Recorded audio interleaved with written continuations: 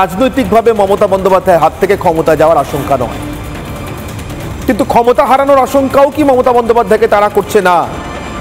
এরা লাগাতার যা বলে চলেছে, এখন তো খোলাখুলি বলছেন বাঙালি মুসলমান, বিহারি মুসলমান, কে কার নেতা হতে চায়, কার হাতে কত ভোট, সরাসরি ক্ষমতার দর কষাকষি করছে।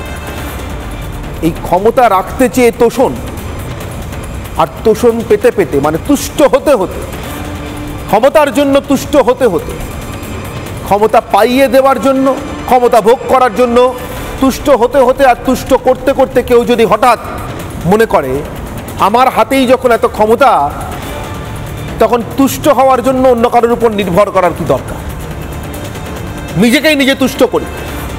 আপাতত সেই লড়াই কি দেখছি আমরা?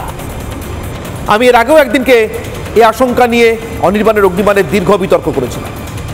ফিরহাদ, সিদ্দিকুল্লাহ, জাভেদ খান, হুমায়ুন কবির এরা বুঝেই গিয়েছেন কি পশ্চিমবঙ্গে হিন্দুরা দ্বিতীয় শ্রেণীর নাগরিক হয়ে গিয়েছে, এবার মুসলিমরাই কার্যত শাসনটা চালাচ্ছে এবং চালাবে, তাই মুসলিমদের মধ্যে কে নেতা হবে, অর্থাৎ কে অ্যাকচুয়ালি সত্যি সত্যি আসলে আদতে পশ্চিমবঙ্গের নেতা হবে, তার লড়াই।